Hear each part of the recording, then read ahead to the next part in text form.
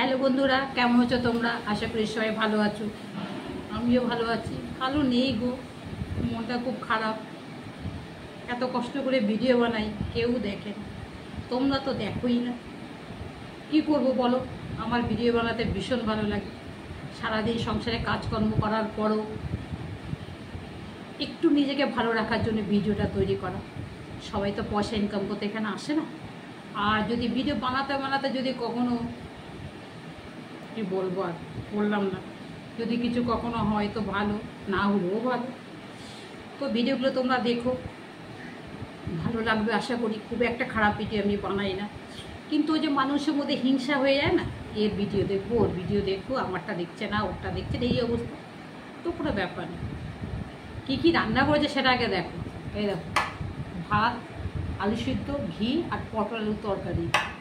কালকের এটা পোস্ত ছিল, এই দেখো পোস্ত। আর কালকের ডালও ছিল। এই বাসে বুসি দিয়ে খেয়েই কোনো রকমে চলে যায়। সব দিকটা একভাবে সামাল দেওয়া সম্ভব না। যখন যখন তখন তেমন।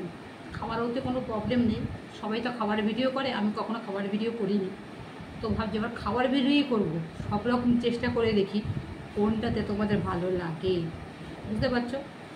তো বেশি কথা না বলি, খাওয়াটা শুরু করি। খাচ্ছি, দেখো টিপটা একটু বুঝতেই পারবে, চোখে কাজলগুলো দেখে বুঝতে পারবে। এই মতো ভিডিও করে উঠলাম, করে রান্না চাপালাম। আজকে আবার লোকনাথ বাবার পুজো ছিল, সেটা পুজো করলাম। ঘরে পুজো টুজো দিয়ে কাচাকাচি করে সব কাজ টাজ করে 12:30টায় ভিডিও বানাতে বসলাম। রান্না করার পর ভিডিও বানাবার আর ইচ্ছা থাকে না। যা আছে জুটবে তাই খাবো, নো ব্যাপার। কাঁচা লঙ্কা আগে খেতাম না, এখন খাই।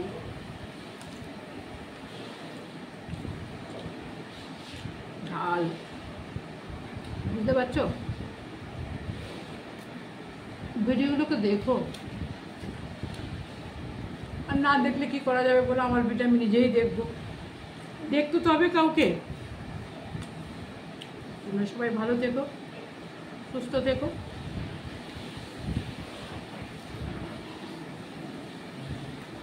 সবাই শুকনো ভাত থেকে কত কত টাকা ইনকাম করছে বলো, দেখছি তো।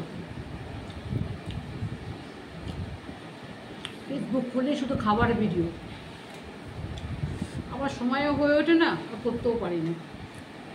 তো ভাবলাম এবার তো শুধু খাবার ভিডিও দেবো। শুকনো ভাত আর যা জুটবে তাই, বুঝতে পারছো? টাটা।